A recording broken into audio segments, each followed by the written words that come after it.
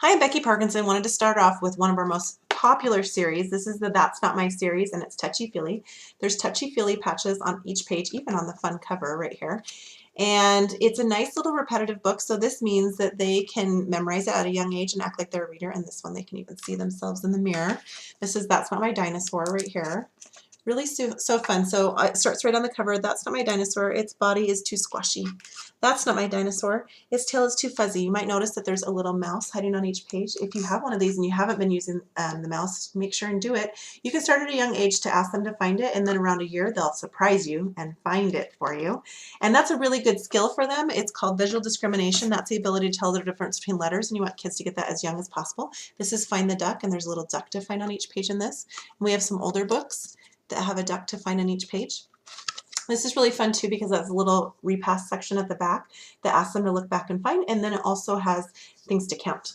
So that's fantastic for working on those skills. And this is what I love is the next step to that is the very first book of things to spot, and this one's at home. We also have just a regular one too.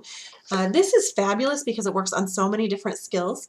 And the fun thing about this book, sorry, trying to show the whole thing here, is that it has holes in it. Holes are really fun because you can look through them, you can put your fingers through, and they cause so many cute little giggles from your little ones. It's fantastic. My little guy, 2.5-year-old, and I were reading this book earlier, having such a good time with it before nap time. The wonderful thing about this is you can read as many or as few of these little things that are on the page, but you're asking them to find a lot of things like in those earlier books. Can you find 3 mugs? Where's the mouse? Can you spot some eggs? So you're looking for all of these different things, and it also works on colors. It'll ask about colors, and they may not know what the colors are at first, but after just a couple days of using this with my 2-year-old, he was spotting the colors, actually, the yellow, red, blue, and he could do the main colors. I was really surprised. So that's a really fun one to work on those skills. That's going to get them ready for preschool and kindergarten. Okay, this is the Noisy series. We have quite a few of these, and they are fabulous. They make really nice, fun noises that go along with your book, and the picture in it, so it's kind of a matching skill book too because they'll have to pay attention to where they are in the book. This one also has that duck to find on each page, which makes it a lot of fun.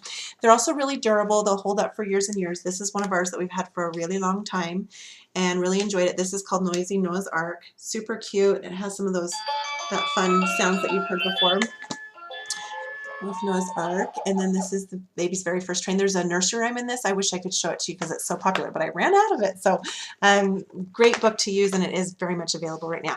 The other thing you want to do with young kiddos is teach them how to use flaps. And so you'll want to use really nice durable flaps to start off with.